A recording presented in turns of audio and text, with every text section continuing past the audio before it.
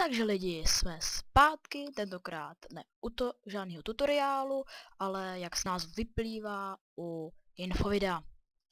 Takže první, co bych vám chtěl říct, je, abyste se nalekali, ale mám nový název pro tento seriál. Už to nebude High School, vytečka The Game a tak dále, ale Game Space.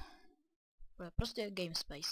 Z jiných her bude zase tutoriály nebo let's play z Minecraftu, let's play z jiných her, how to play, co jsem říkal minulý díl.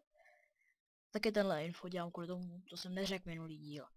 Takže a taky tady mám, že udělám v podstatě úplně nové rozdělení seriálu, jako že se bude asi prvních 10 minut zabývat nějakým vynálezem a pak asi bude nějaká rubrika, jako budu promlouvat s nějakýma kamarádama, nebo prostě někoho, koho znám ze serveru, o vychytávkách, co mají v baráku, nebo jaký používají věci jako Obel generátor a takové další věci. Pak tu máme, že se pokusím, zdůrazňuji pokusím, natáčet v HD.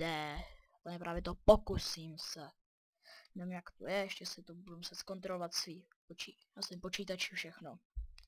Takže, a chtěl bych taky říct, že moc děkuji všem odběratelům, a za zhlédnutí taky, ale kanál není jen můj, je studia, jak jste si dělali, kde nejsem jen já, ale můj přítel Delmas, který ještě nevydal žádný videa, protože se chystá velký videa, ne takový jako já, že začnu úvodem a pak se to vymýšlím hned z fleku.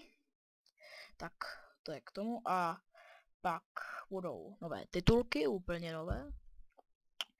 A připravujeme web, jakoby našeho, pro náš kanál, náš kanál budou oficiál.cz, ale nevíme přesně kdy, až je prostě vydesignujeme.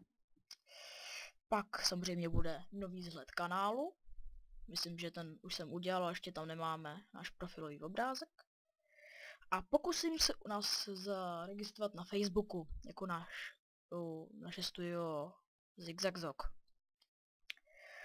Pak tady je nějaké, a poprosil bych vás, v každém videu to říkám, abyste komentovali. Já bych za to byl fakt rád, kdybyste mi k mým videům, jen k mým, ke všem prostě videům psali komenty, o vás 3-4 slova, nezabijou, když se dobrý nebo negativní, je mi jedno, ale prostě chci vědět, co si o tom všem myslíte, jestli jsem dobrý, nebo to naopak vůbec neumím, jak bych s tím přestat, nebo bych měl pokračovat, nějaký nápady, nebo jestli vám něco nejde, abych to ukázal v příštím videu. Tak, takové další věci.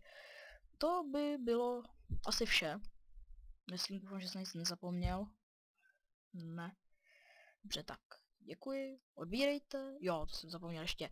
Poděkovat všem odběratelům, co se odbírají. Ty 3. Moc vám děkuji. Především tomu Klacek 1997, myslím. Tomu bych chtěl rád moc poděkovat.